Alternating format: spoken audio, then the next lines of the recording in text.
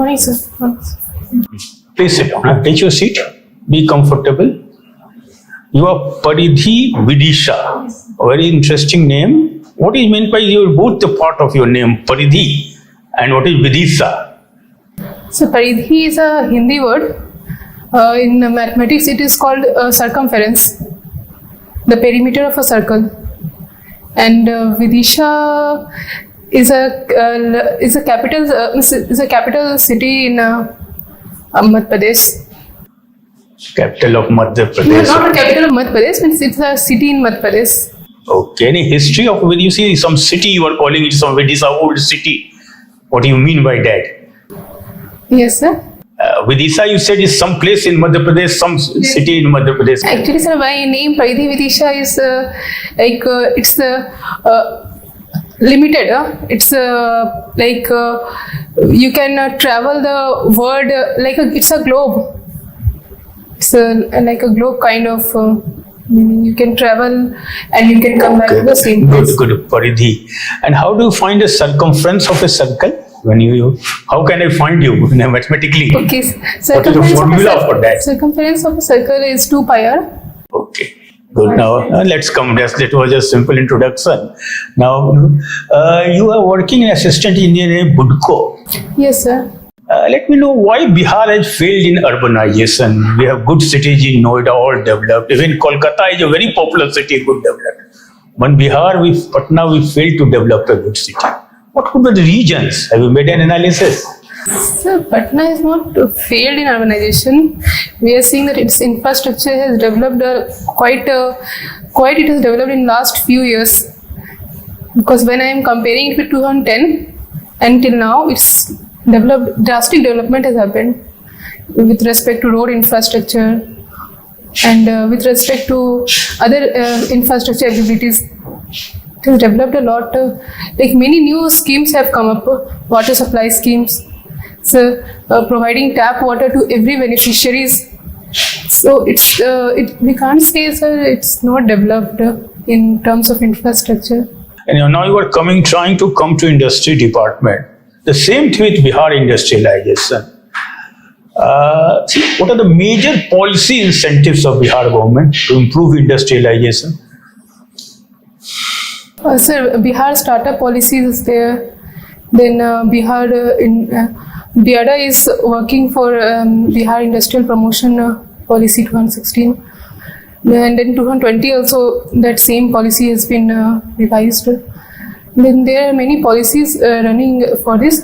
And recently the central government has eased the business ease of living and ease of doing business by making 42 laws. It has decriminalized those laws because of which there was sluggish growth in the industry. Okay, now let me turn attention. We had this. You see, I recently just was looking at the news. Prime Minister Modi says from Paris Eiffel Tower we can do UPI. Soon we can start UPI. Yes, sir. What is this UPI? It is a unified payment interface. What does it mean? What does it do? So through it we can just do transactions with a mobile number, and we can do it anywhere. It's we don't need to carry cash. Its ease of availability has been improved through UPI. And you must have heard the word fintech. Fintech. Fintech. Yes, sir. Financial technology. Yes, sir. What is it? What is its relevance for our rural economy? Financial technology relevance in global economy. Sorry, sir. Some major pillars of fintech in India, particularly helping rural technology. Can you elaborate? Sir, can I guess? Okay. Let me see. You must have something. You are a student and you are coming into. You must have the Indian economy. What I find, lot of praises is being done. Indian economy is growing. We are going to be a some billion-dollar economy. But my view is this is total bogus. Our unemployment is rising. Retail inflation also goes higher. Rural economy is now survived by free food grains scheme, etc. So soon the bubble is going to burst. What is your view on Indian economy? Am I right? Indian economy is at currently in world it is fifth rank. Currently it is in terms of GDP we are at fifth in number, and we are having approx 33 lakh crore GDP, and unemployment is there, and in Bihar also unemployment is there. But it is Indian government is taking certain steps like Startup India, and it is giving certain incentives also. Like in Bihar also we see Udyami Yojana, Mahila Udyami Yojana, SC/ST Udyami Yojana, or in terms of Udyami Yojana, it is providing free incentives of up to 5 lakh rupees. They don't have to pay 5 lakh rupees, and the rest amount they will have to pay it without any interest for female Mahila Udyami Yojana and all. Like this, Bihar government and the central governments, many schemes are running regarding this to improve the situation of unemployment and poverty. And it is Indian government main focus is to become Atmanirbhar Bharat, to self-generate the employment opportunities so that people of India can benefit. Because in central government, the employment is limited, and with the growth of technology, somewhere or the other, humans are getting replaced by the machines. So self-generation of the employment is, I feel that it is the best option which Indian government is focusing on. And we are hearing the slogans also regarding this Atmanirbhar Bharat. We are trying to be self-reliant in any kind of technology, whether it be semiconductor or any sort of technology. India is trying to have FDI investments in various technologies, and trying to become self-reliant in this field. Okay, Mr. Samant. Vidisha, आपने graduation कब किया? 2016 में sir. 16 में क्या कर रही है तब से? Sir, currently I am in assistant engineer in Budco. कब ज्वाइन की? In 2020. 4 साल क्या किए? Sir, before that I was working in TCS. TCS में? Yes, sir. क्या करते थे? Sir, as a software analyst. Software analyst. क्या काम होता है इनका? So there I used to work in cloud computing, and initial our work was working on Meraki, where it was a networking tool where we had to search, like our client locations were in US and all. We had to check whether their network was down, or those issues we had to check, and we have to report to that client location server that yes, here is some issues because we are getting complaints and we had to solve it. Our purpose was to solve those complaints by communication and by checking the VPN connectivity. इस profession के लिए why do you think that you are most suitable person for this post? For project manager post, sir. So because I am already working in civil engineering, doing civil engineering work as an assistant engineer, and there my role is a supervision kind of role. But here I am seeing that in project manager I will get a managerial kind of role. And so I'm liking this profession more than my current profession. कभी ऐसा हुआ कि आपका कोई junior हो और उसने आपके अथॉरिटी को चैलेंज किया हो? नहीं सर, अभी तक तो ऐसा नहीं हुआ सर. ऐसा नहीं, आप ही जूनियर है या आपके नीचे भी कोई हो जो आपके अथॉरिटी को चैलेंज किया? नहीं, जूनियर सर. आप ही जूनियर? हाँ सर. अच्छा, ये बताइए कि ये फ्रीबीज क्या है? फ्रीबीज और आपका ओपिनियन क्या है उस पर? सर, फ्रीबीज गवर्नमेंट फ्रीबीज के नाम पर जैसे मोबाइल फोन्स वोटिंग के टाइम सर उन लोग जैसे मोबाइल फोन या कुछ पब्लिक को अट्रैक्ट करने के लिए मोबाइल फोन्स, लैपटॉप्स या इस तरह की या मनी बेनिफिट्स इलेक्शन के टाइम उन लोग प्रोवाइड करते हैं सो दैट कि उनके जो वोट्स का नंबर बढ़े.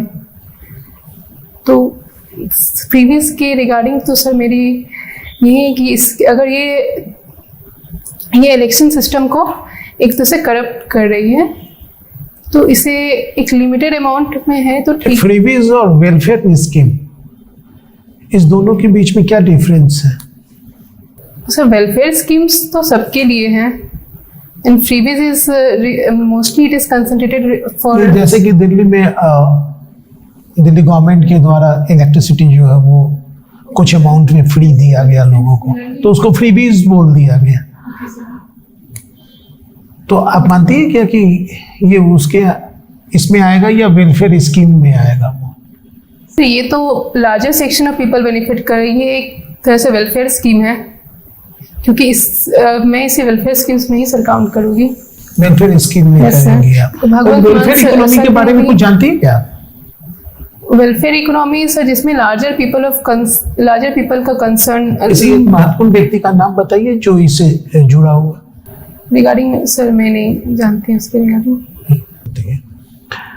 अच्छा, मुझे एक बात बताइए कि आप किसी ऑफिस में हैं और आपसे कोई गलती हो गई और उस गलती को आपने स्वीकार कर लिया, लेकिन उसका कॉस्ट ये हुआ कि आपको जॉब जो है वो छोड़ना पड़ गया, तो क्या आप ऐसा करेंगे?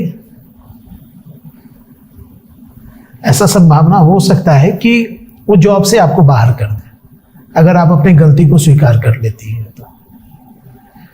सर अगर मेरी गलती हो पहले तो मैं वैसा स्टेप ही नहीं उठाऊंगी कि नहीं, जैसे गलती हो गई, मान लीजिए गलती हो गई, सर अगर गलती हो गई तो हाँ मैं एक्सेप्ट करूंगी। अगर मेरी गलती है लेकिन तो उसका जो पनिशमेंट है वो पनिशमेंट ये है कि आपको जॉब से बाहर जाना होगा। हाँ सर, तो वो जब उसका जो प्रोसेस ऑफ लॉ है उसको तो फॉलो करना ही है सर, उसमें तो मैं भी कुछ नहीं कर सकती। क्यों ऐसा कीजिएगा?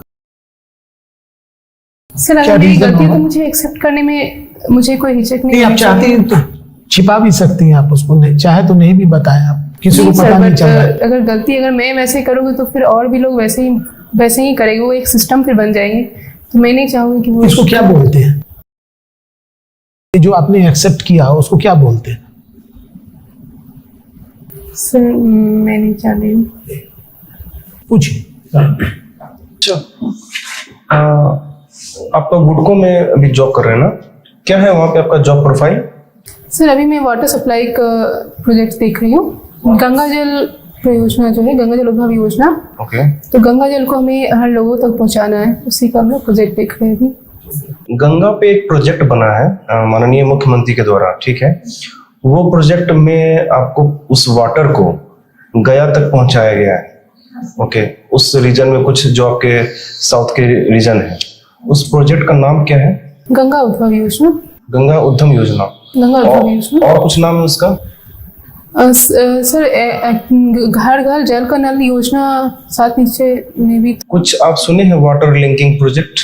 हाँ sir, water linking project, river water linking ये प्रोजेक्ट। क्या है वाटर लिंकिंग प्रोजेक्ट? सर इसमें जैसे हम लोग के नॉर्थ बिहार में भी सर ये प्रोजेक्ट्स ऐसी चल रही है जो फ्लड प्रोन एरियाज है, और साउथ बिहार हम लोग का ड्रॉट प्रोन एरियाज हैं। तो जब रेनी सीजन में वो फ्लड प्रोन हो जाती है, तो इसलिए वो जो वहाँ के रिवर्स को इंटरलिंक कर दिया था साउथ बिहार से, और जिसमें सीजनल रिवर्स होती हैं, ताकि जो वहाँ के जो फ्लडेड वाटर्स है वो यहाँ पर डाइवर्ट हो जाए और यहाँ पर ड्रॉट का सिचुएशन को रिजॉल्व किया जाए। इसीलिए ये वाटर लिंकिंग प्रोजेक्ट का काम हो रहा है। मान के चलिए पटना में बाढ़ आया, ठीक है, आप कैसे चेक करेंगे कि बाढ़ आ गया, और फिर आपके क्या क्या सेफ्टी मेजर्स होंगे? सो वहाँ पर डीपीएस लगी है। पटना में जल जमाव की समस्या हर साल होती है, उसके लिए यहाँ पर डीपीएस स्टेशन 24/7 वर्क करती है। तो वहाँ पे उन लोग लेवल चेक कर लेते हैं, उसके बाद उस पर इमीडिएटली उसका इवैक्यूएशन, वहाँ पर मशीन्स इक्विपमेंट ऑलरेडी पहले से ही प्रेजेंट रहती है, all time present. Project manager में आपका क्या जॉब प्रोफाइल होगा, पता है आपको? सर प्रोजेक्ट मैनेजर में डिपार्टमेंट ऑफ इंडस्ट्रीज के अंदर मुझे काम करने का मौका क्या क्या काम मिला। करना है आपको? सर जो भी प्रोजेक्ट्स आएंगे, जैसे इंडस्ट्रियल एरियाज है, इंडस्ट्रियल स्टेट्स है, ये सब के रिगार्डिंग। सपोज कीजिए आपको स्मार्ट सिटी दे दिया गया मैनेज करने के लिए, हाँ सर। लेकिन वो टोटली फेल है आपकी वजह से, मैं तो ये समझता हूँ। क्यों? आपको स्मार्ट सिटी का प्रोजेक्ट मैनेजर बना दिया गया, लेकिन 1 साल बाद वो प्रोजेक्ट बिल्कुल फेल हो चुका है आपकी वजह से, आपका क्या रिप्लाई हुआ? शोकॉज नोटिस आपके पास आया है। सर मैं तो उस पर मैं क्योंकि मैं ऑलरेडी एक्सपीरियंस्ड हूँ तो मैं उस काम को और बेहतर करने की कोशिश करूँगी। अगर इन केस वो सो कॉज नोटिस आती है तो मैं उसमें और डबल कि मैं अपनी देखूँगी कि कहाँ मेरी शॉर्टकमिंग्स रही, उसको मैं इम्प्रूव करने की कोशिश करूँगी। उस सो कॉज को मैं एक पॉजिटिवली लूँगी और उससे और मैं डबल उस पर एफर्ट दूँगी ताकि उस चीज़ को मैं उसको रिजॉल्व कर सकूँ। अच्छा, ये आपका एक प्रोजेक्ट बना है, ठीक है, इथेनॉल प्रोजेक्ट, क्या है ये? सर इथेनॉल प्रोजेक्ट पेट्रोल और डीजल में उसको मिक्स करके ताकि उसके जो हम लोग की डीजल या पेट्रोल की जो राइजिंग प्राइसेस है उसको भी कम कर दिया जाए और फ्यूल पे जो हम लोग का डिपेंडेंस है फॉसिल फ्यूल्स पे उसको भी रिड्यूस कर दिया जाए। इथेनॉल का फार्मूला C2H5OH। C2H5OH, ठीक है। इस टाइल्स की साइज क्या है? इस टाइल की size sir 30 centimetre into 30 centimetre.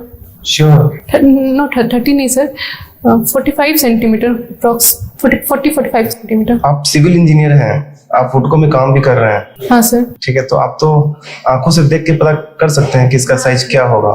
हाँ sir, 45 sir, 45 centimetre square sir है, 45 इंटू 45 सेंटीमीटर। ये डोर का, ये गेट का स्टैंडर्ड साइज क्या होता है? सर गेट का स्टैंडर्ड साइज 2 मीटर, 2 मीटर उसका सर हाइट और विथ सर उसका 1 मीटर, विथ 1 मीटर या आपका 0.8 मीटर भी रख सकते हैं। डोर का हाइट कितना? 1 मीटर? 2 metre sir. 2 मीटर, ठीक है। प्रोजेक्ट को डेवलप करने के लिए आप फाउंडेशन बनाएंगे? हाँ सर। फाउंडेशन टेस्टिंग बताइए जरा। Sir sorry sir. Foundation testing, yes sir. Like concrete testing, soil testing, yes sir. क्या है ये? Sir concrete testing, sir concrete testing हम लोग जैसे यूटीएम से करते हैं, universal testing machine compression testing करते हैं।